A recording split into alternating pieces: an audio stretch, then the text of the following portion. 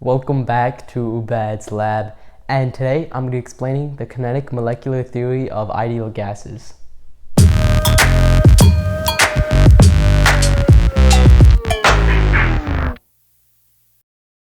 So the theory of ideal gases basically describes the property of ideal properties of gases, so we can use them to do calculations based off gases. They don't actually describe how real gases are like, but more of a theoretical scenario. So this theory is called the kinetic molecular theory of ideal gases. And the first law to this theory is that the particles have negligible volumes of particles. So the volume of the particles is so small that it's basically equal to zero, but this isn't true in reality because the volume of a particle can't be equal to zero. This is just more applied to when doing calculations. So the second law is that there's a constant random straight line motion. So the particles in a gas move in constant random straight line motion.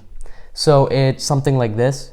Doop, doop, doop, doop, doop, doop, doop, doop, doop, doop. So the particles are moving constantly, they're moving randomly, and they're always going in straight lines. And the third law is that there's no attractive forces. And the reason for this is that it's kind of based off the first law, that there's negligible volume of the particles.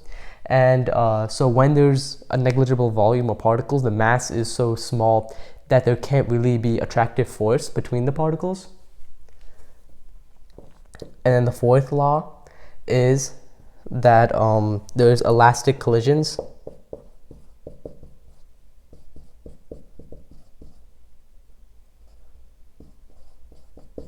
And this basically means that there's no heat loss when particles collide.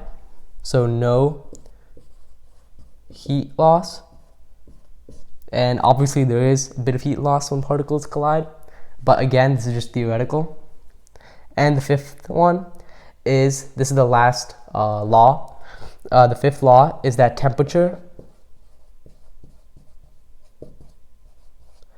and kinetic energy are directly related.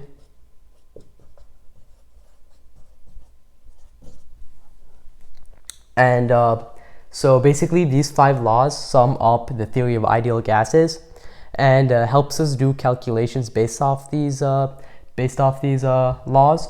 And the equation that we used for ideal gases is PV equals nRT.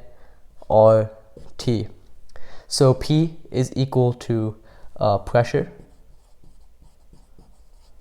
and then V is equal to a volume, N is equal to moles for some reason, even though it's an N, I know.